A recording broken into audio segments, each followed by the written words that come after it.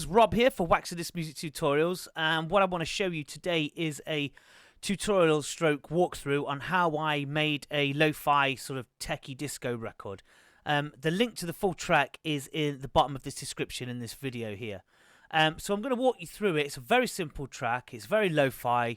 There's not been a lot of production gone into it and a lot of mixing gone into it. I've wanted to keep it as raw as possible, which is obviously the ethos for lo-fi in general. It's a sound that I'm really warming to a lot these days, and it's one of those things that you can do without too much thought and too much processing. I think a lot of the things that prevent people from releasing tracks is the processing, is the after the track is made and you're mixing it down and you're spending forever on kick drums and snares and stuff. Not for me personally, in terms of this sort of music. So what this has done is given me that platform to release stuff on a raw feel. That kind of like those early Chicago records were. Like a lot of those rough and ready records were back in the day. So anyway, I'm going to quickly whip through the track and then I'll pick it apart and show you how I made it. It's very simple.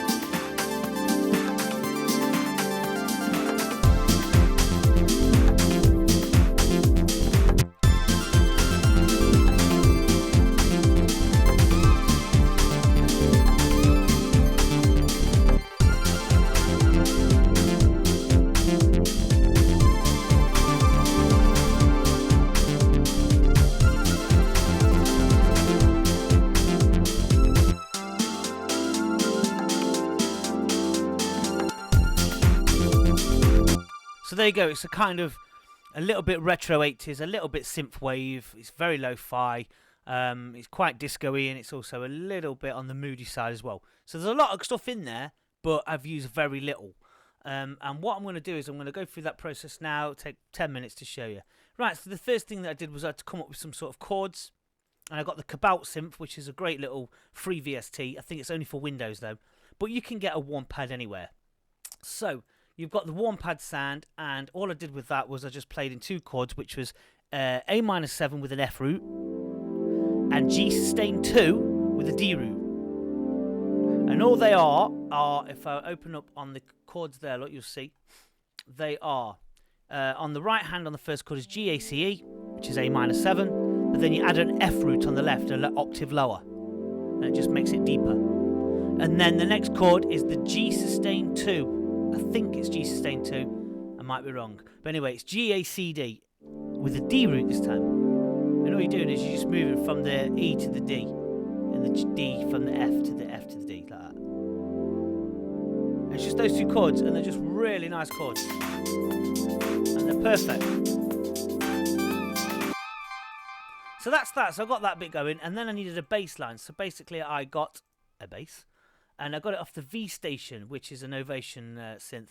And basically, all it is bass one, and it's a standard resonance type funky bass, synth bass. Straightforward bass. You can get those basses anywhere. And I just did 2 octaves, like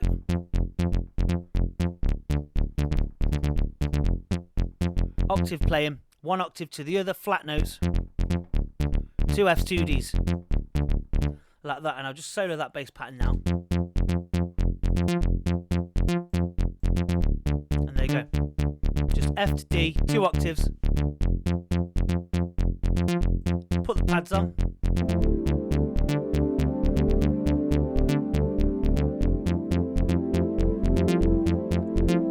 And there you go. So that was that. And then the next thing what we needed to do was we needed to get a beat in. So what I did was I got the Ableton 909 core drum set, which is here.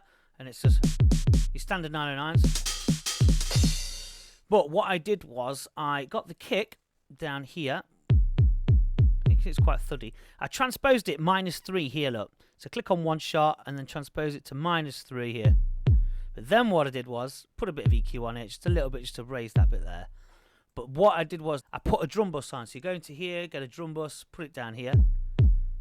And if you want, you can make this as gritty or as powerful as you want. If you want a boom on it, put that on. But I don't. Or a crunch, make it more distorted. Or a drive, you know. So I left it at 25, around 25%. But that just really brought it out. But what the good thing is it doesn't go over the threshold here, look. Keeps it within. You know, without, it's just flat and dead. But it's got some character to it now. And it's bottom end, which is great. It's lower, you know, it's got that lo-fi sort of feel now. It's got that chuggy feel. And then obviously the next bit was I wanted some hi-hats in there. So the same again.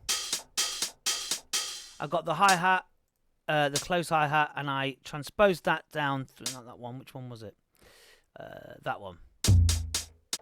That one there, look. Transposed that three semitones, like that. So,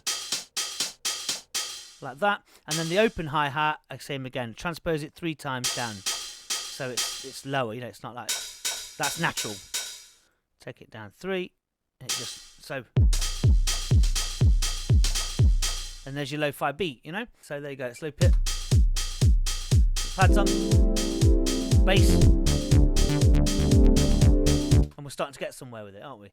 So that's that. Next up then, I got the PG8X, which is a great free VST based on an old 80s Roland.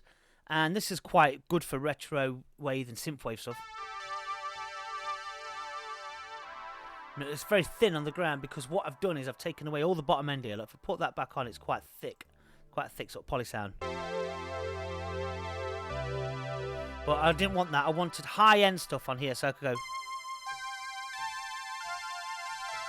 I wanted those higher notes brought out, so I took all the bottom end away. And on that, you can just see I've got the chords in here. Look. Little notes. And that's just a nice little riff. And then here, I've got the chords just stabbed in. And that just repeats.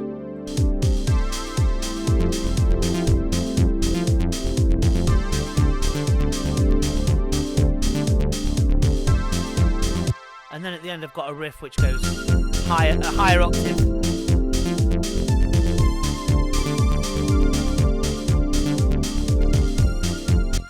And that's that bit done. So that was that.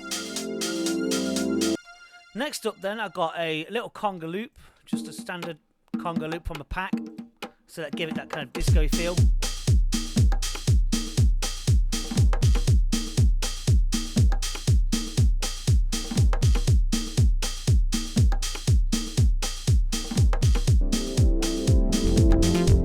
And then I got another beat here, another drum loop. Just a little tiny sort of house loop. I took away the bottom end, so there's no kick. That's without. Put the EQ on all the way down here. And then the beats go like so.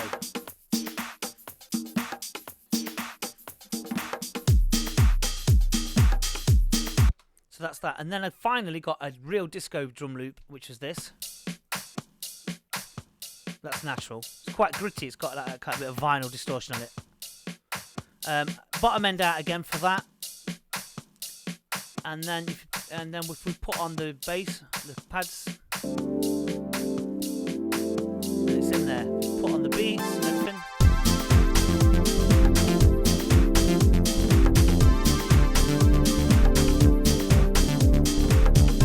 I mean, they didn't really need that third beat on there, but it's nice here. I like it in this section. It's quite chuggy and it's quite swingy and loose. So that was that. So that's basically the main body of the track. Now, obviously, the next thing is the lead lines, which I put in here, which are these, which is this. It's heavily laden in ping pong delay, a little bit of EQ to raise the top end a little bit, but not much. And all it is the same as the bass sound. It's the V station bass. If you look here, look, I've used exactly the same bass 4 times in this track. But what I've done here is I've gone up higher octaves, so it's another octave, and pitch bent the last note. And if I show the notation there, look, I've just bent this D note when I play it with the pitch, just, and it goes again. And if you add the delay on it, just gives it that sort of eeriness. And then on the next one, I've done exactly the same again, and I've ping-ponged it, and it's got, and all this is like a trill, look. And that's just going up the octaves, up the keyboard like so. If I show you a demo of that, it goes like this, look. That's all I've done for that little effect there. So if you hear that, look.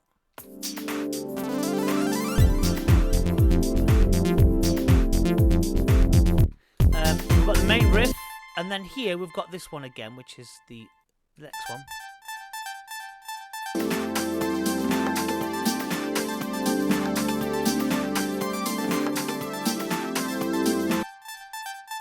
It's just a different riff.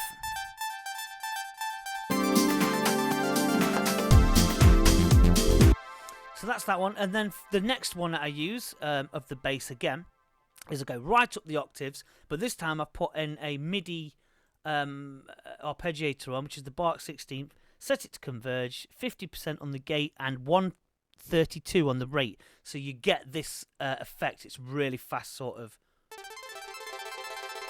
Go up another octave. And just holding the chord down. Kind of reminiscent of the start of one of Madonna's early records. I can't remember which one it is, but it's got that kind of real glitzy sort of feel to it. And that, again, is just the chords. I solo that. And then open that up. And you'll see I've just messed about with the chords in 3 octaves, sorry. And gone up, look.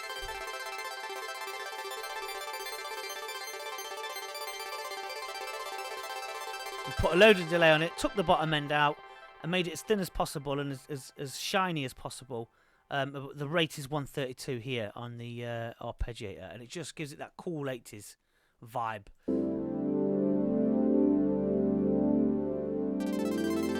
And there you go.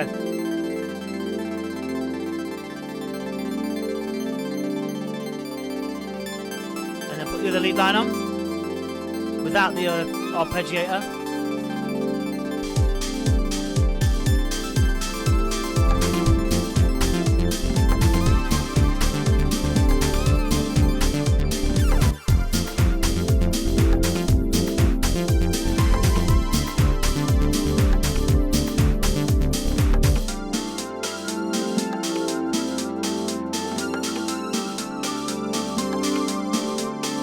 Here the notes slow down, just here.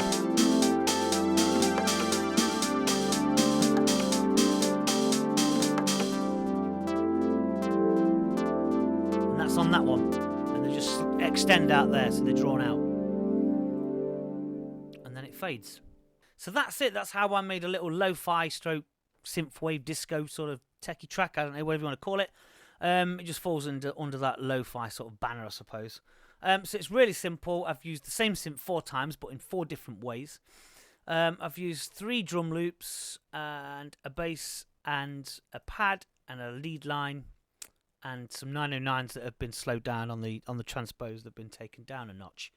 And that's it really. So I hope you can take something from that and probably adapt some of these techniques into your own productions. Remember, with lo-fi, there is no rules as such. Just get those few little fundamental bits right, like the beat, the slowed down or the pitch down hi-hats and things like that, which give it that aesthetic. And you're away to go, really.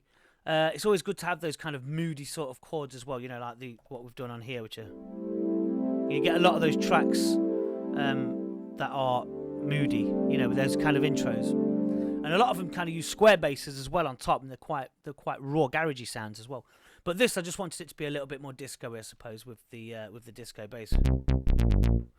And that's it, really. So, yeah, thank you very much for watching. Don't forget to like and subscribe. Any questions, just email me, and I'll respond within 24 hours usually. Thanks for watching, guys, and goodbye.